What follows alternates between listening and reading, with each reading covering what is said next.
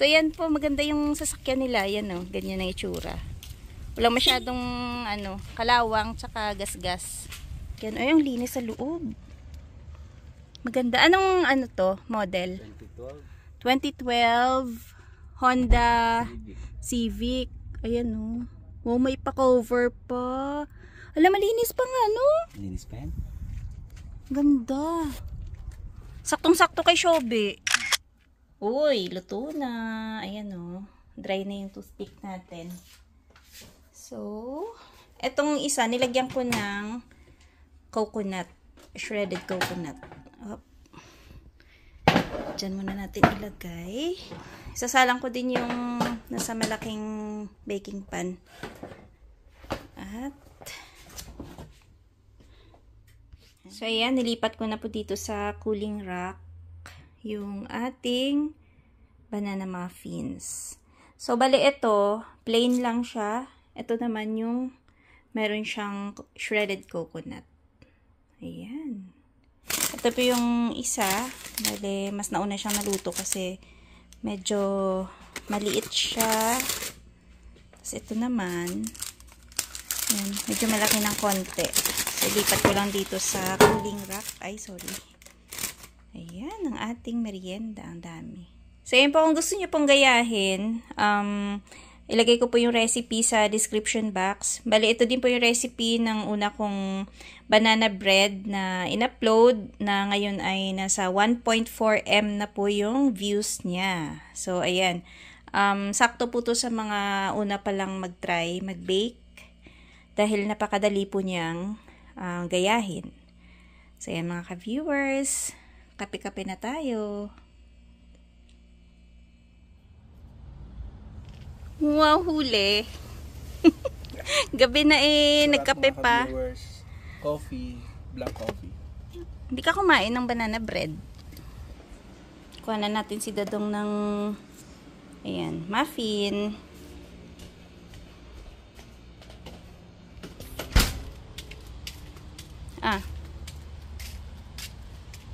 Tambay muna kami dito sa labas kasi naantay namin si Jason, tsaka si Clover at Janice. I-vlog po natin yung bago nilang sasakyan. Bagong luma. Bagong bili. Pero galing pa, no? Panalo sila doon pa, no? Sa price. Pakita na lang natin mamaya at ayan, paki-comment kung talagang panalo sila sa itsura ng sasakyan. Pati sa, ano model yun? Mamaya na lang, titingnan natin. Maganda pa siya, wala pa masyadong gasgas. Tsaka alaga nung pinagbilhan nila, no? Mga ilang taon na yun sa kanila pa? Yung dating may-ari? Second owner sila. Pero medyo matagal na rin yung paggamit nila nun, diba? Baka 3 years. Tapos parang walang masyadong naging issue, no? Galing. Kung ako walang sasakyan, hindi ko na yun. Oo, kasi sa amin po unang tinanong kung ako gusto kasi namin. nagtanong sa kanya nun. Oo. Kaya ikaw yung una niyang sinabihan. Tinanong ko siya para sa kina Jason. Timing si Jason, yung pangalawa niyang anak nag-aaral ng driving. So, ayan. Salamat na rin sa pinagbilhan kasi presyong kaibigan. Kaya nga. Pero masarap yung kape. Tsaka banana bread. Ubos agad. Grabe. Lagi kang gusto kapag marunong magluto yung... Kaya nga kaya pati ako nadadamay Diet ko na. Paano ka mag-diet? Ikaw yung taga-tikim ng niluluto mo.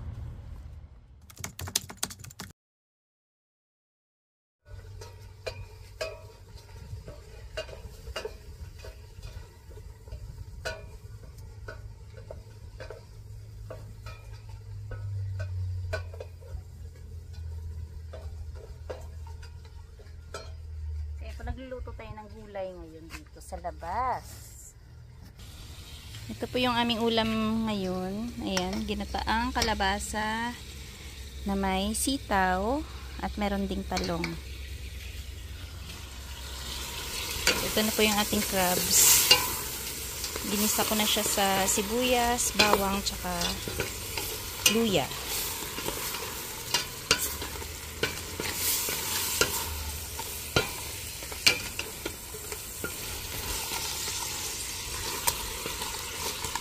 Bango.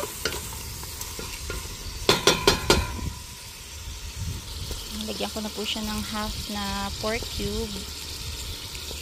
Unahin ko muna yung sitaw kasi mas matigas yan eh.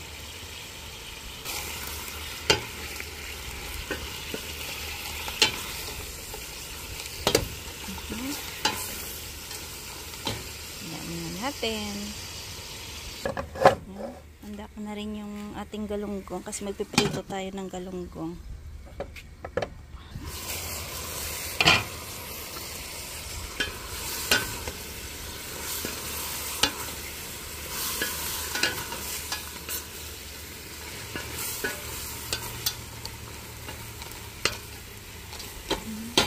Pa.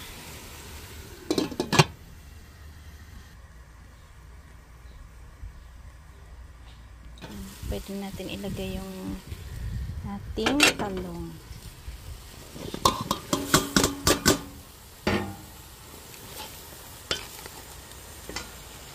Kaya syempre yung ating kalabasa.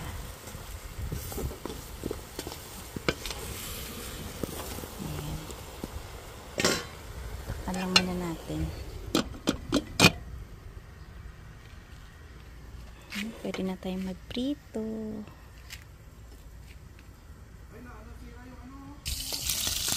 Galit yung galunggong. Ay, mamaya na. Talsik eh. Bigyan na natin ng gata ito. Mukhang maayos naman yung rooster na gata. Iyo.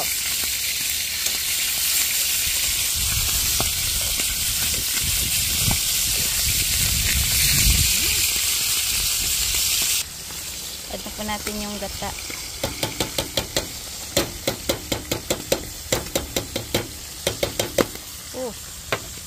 Galit ang galunggong. Dalawang lata yung gata na nilagay ko.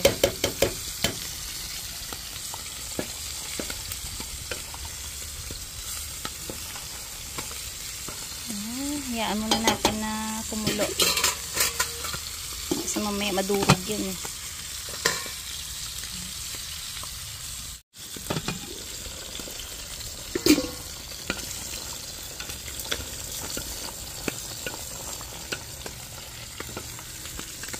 Katakot yung galunggong. Ayan. So pwede natin timplahan to. Lagyan natin ng patis.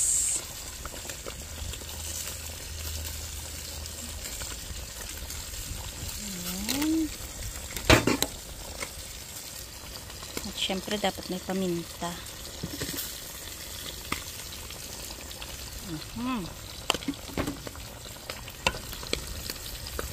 Sarap ng ginataang gulay.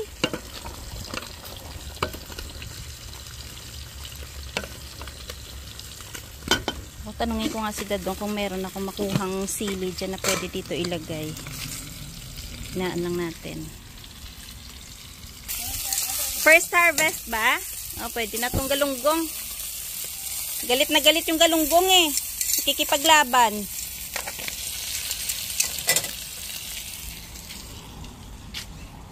Ayan, mag-harvest tayo nito. O, lagay natin dun sa ginataang gulay.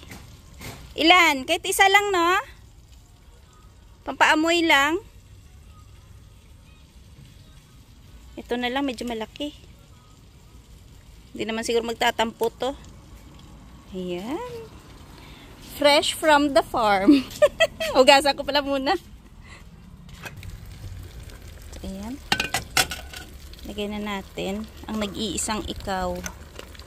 Para mabango lang yung ating ginataan.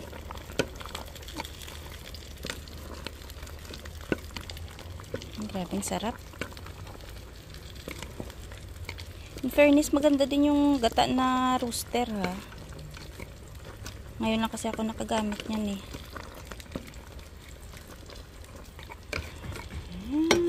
konting kulo pa. Ganyan natin to. Up! Ay! Kawawa naman yung galunggong. Ayan.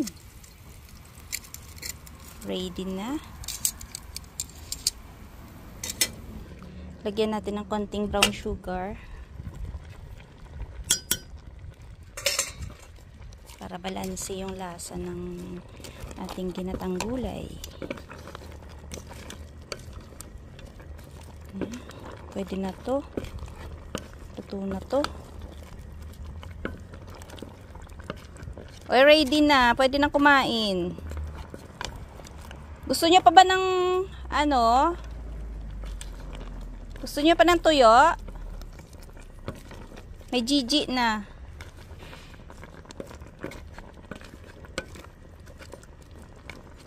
Yung iba gusto yung durog na kalabasa. Ako naman ayoko yung sobrang durog.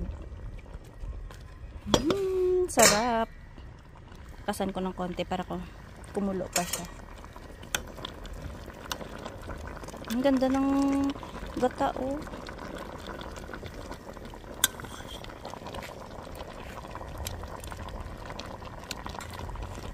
Sarap. Ayan, totoo na to. Luto na talaga siya. Ayan, let's eat. Off na natin. Grabe ang bango. Ayan, no, Rona, may tira pa kaming tuyo. Ayan, sakto to sa gulay.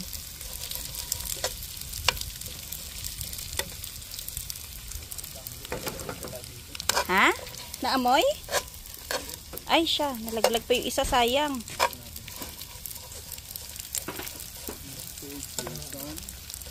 Si Jason tulugin. Sir Jason tulugin, di mo na naman matitikman tong gintaang gulay. Galing sa off, tulog pa rin. Tulog pa rin. Hindi na, kulang pa yung tulog. Yan na lang, siguro. Lagay ba natin dito? Tingnan eh, sabaw na lang ako. Sabaw-sabaw na siya yung nagsabi niya na yan nung lulutuin ngayon. Nakakita ko dun. Pakana mo yan eh. Dapat kumain ka din. Ano yung kami lang yung sasakit yung tuhod. Luto na. Yan o. Ang ano to, parang pusit ng Pangasinan.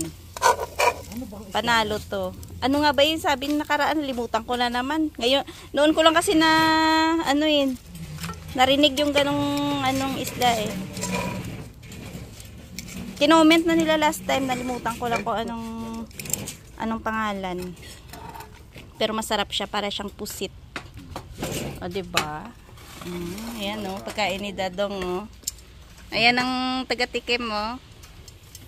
Kunti lang yan. Huwag mo videoan yung kanin ko. Kanin niya yung bahaw. Ang dami. Ano ang reaction? Anong sarap? Pilay agad. Pilay agad. Ano, may violet reaction. Shit, wala. Ang sarap. Violet. Violet reaction. Violet reaction ba yan? Hindi violent eh. Ano? Amazing. Positive. Oh, amazing! Papalakas ka lang kay Rose. Kayo nga. Papalakas ka lang, bukas wala ka ng ulam. Talaga, Kuhanan ko yung subo niya. Ba talaga yung asawa mo marunong magluto? Char! Diyos ko! Nang bola pa. Wala pa mamaya, visiting ka. Oo nga. Sige, tuloy mo lang yan. Mamaya babawian na lang kita. Kain May tayo patuyo mga ka-viewers. pa. Ayun, natuwang-tuwa oh. Pero masarap siya. Maganda yung gata, no? Kaya yung summer Ito tuyo oh. Sige Rose. Kaya yung summer talaga, iba talagang nagagawa ng Tingnan mo summer. pag summer si Dadong lumulusog.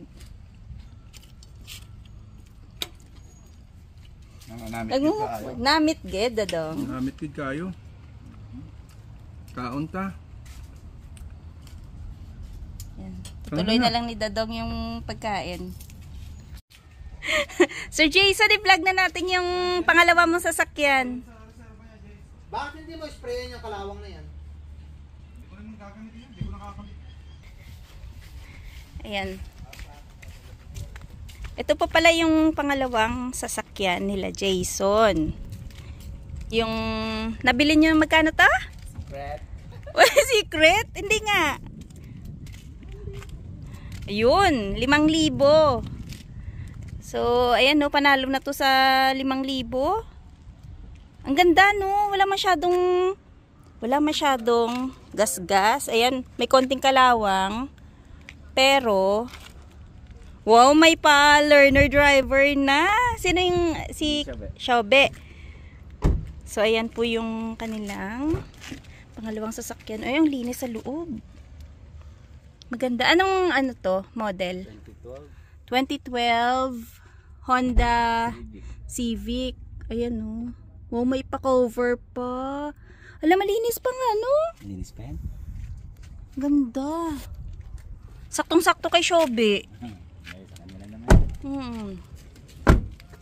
Ayun no, ayun may konting mga ganun-ganun lang, pero overall wala daw issue, 'di ba? Sabi. No issue at all. Tapos ano to, matic siya. Maganda pa siya, Jason. Sapin lang 'to eh, no? Yun no. Pwede man palitan yun. Nga. Papalitan daw nila ng purple yan. Oh. Kasi pang babae. Maganda siya. Pang girls po siya. Pang babae nga. Saktong-sakto kay Xiaobe. Yeah. Tsaka ano to, makakatulong to kay Jason kasi laging puyat yung si Jason kahatid sundo eh, 'di ba? Sakto pati si Xiaobe. Libre siya sa tawag doon sa driving lesson nila, gawa ng ano siya. Sa high school kasi. Ilang taon nga ba yung yung sa high school dito na tinuturuan? Parang sa grade 11 na?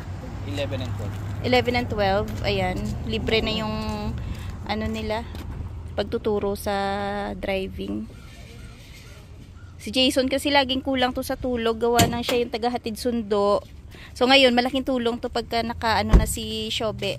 Nakapasa na. Hala, umulan na. Blessing daw to.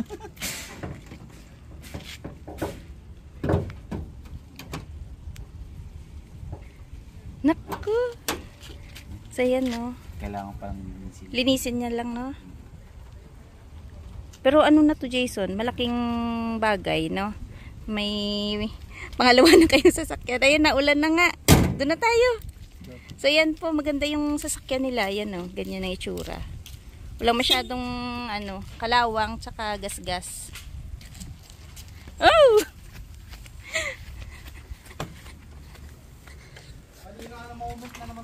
Kaya nga, nagbablog ako eh. Biglang si Jason, pagka naka-drive na nakapag-drive na si Xiaobe, hindi na yan ay, oo nga. Wala na yung masyadong lutang moment. Kasi yan eh. Oh, hindi ka sure. Hindi ka sure daw. Ay, nako, na. Pero favorite pa rin si Daji. Who's your favorite? Ha? Daji? Daji or Honda? Daji. Kasi maliit daw yung Honda. Maliit yung Honda, ayaw mo Ayaw niya, hindi siya makalikod dun eh. Bigyan natin ng milaw na yung baby girl. Magkano bili niya kuya? Ate?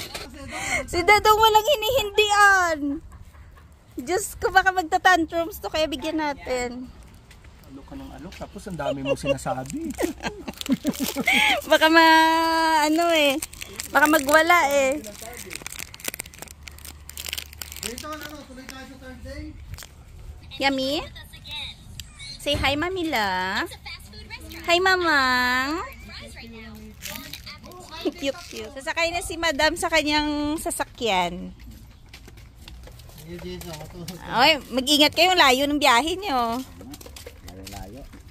Pasakayin natin si Madam. Dito siya sa likod. O, diba? Ganda, oh. Inside. Your stuff.